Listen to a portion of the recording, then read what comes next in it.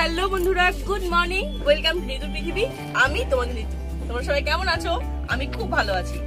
চলো তোমাদের আজকে একটা দারুণ টিপস শেয়ার করি। আশা করি গৃহিণীদের এটা ভীষণ উপকার হবে।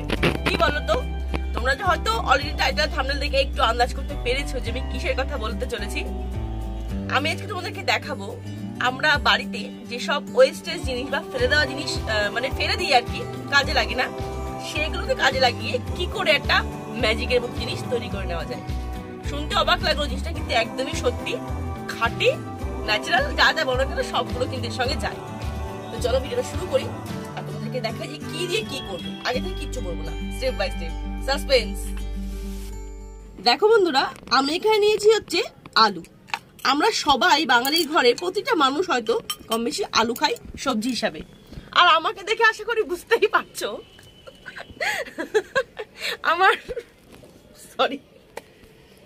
আমার মোস্ট ফেভারিট সবজি হচ্ছে আলু, যেটা আমার দিন আমার সাইজে ধরা পড়ছে যে আমি কত ভালোবাসি খেতে। এটা ভীষণ ভীষণ পছন্দ করি, ভাজা সেদ্ধ তরকারি সব আমার আলু খুব প্রিয়। তো যাই হোক, আমরা আলু ব্যবহার করলেও আলুর খোসা কিন্তু ম্যাক্সিমাম সময় ফেলে দিই, তাই তো? তো আজকে আলুর খোসাটাকে কাজে লাগিয়ে না ফেলে দিয়ে আমি তৈরি করবো একটা দুর্দান্ত কাজের জিনিস। চলো প্রথমে যেটা করব, আলুর খোসাগুলোকে ছাড়িয়ে নিই ভালোভাবে।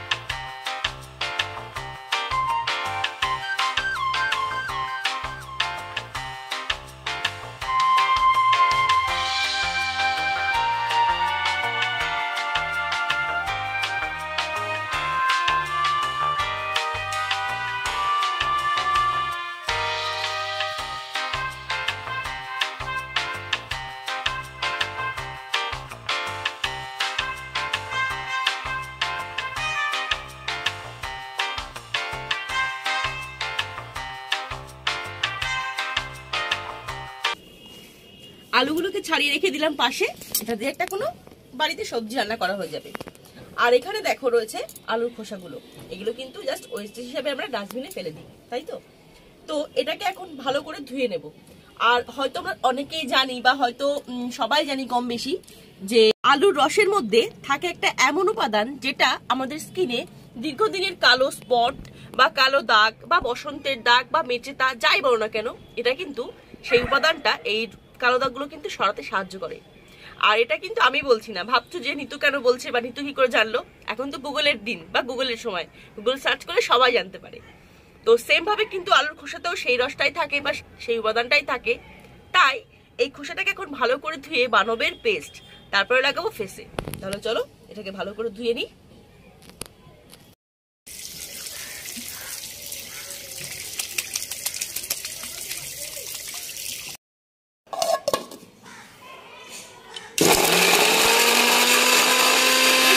চলে আসলাম, এবার এটাকে অ্যাপ্লাই করার পালা।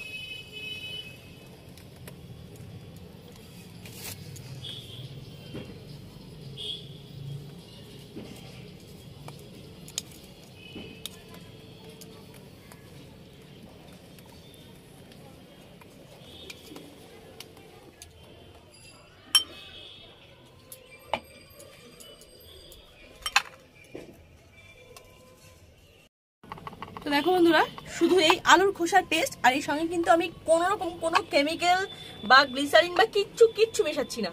তো এবার এটা ফেসে অ্যাপ্লাই করে নেওয়ার পালা। ফেসে হোক বা কি বলে ঘাড়ের, এই অনেক সময় দেখা যায়, আমারই মাঝে মাঝে হয়ে যায় যখন অনেকদিন কিছু অ্যাপ্লাই না করি, তো এখানে একটু কালো কালো দাগ হয়ে যায় হাতের কনুইতে, যেসব জায়গায় আমাদের মেয়েদের বা ছেলেদের যাই বলো না কেন বেশি করে কালো স্পট থাকে, সেসব জায়গাগুলো কিন্তু এটা একদম মানে অমৃতের মতো কাজ করবে। তো আমি ফেসে অ্যাপ্লাই করে নিচ্ছি, কারণ ফেসটাও ক্লিন থাকলে ভালোই লাগে, তাই না?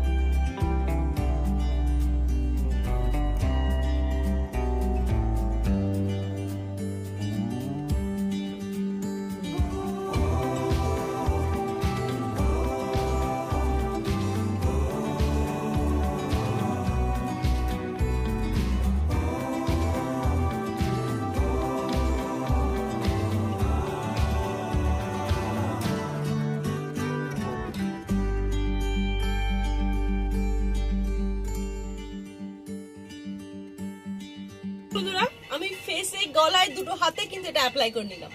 তো এবার এই অবস্থায় আমি একটু কিছুক্ষণ ওয়েট করবো যতক্ষণ ড্রাই হয়ে যায় ততক্ষণ, তারপরে কিন্তু এটা নর্মাল জলে ধুয়ে নেবো।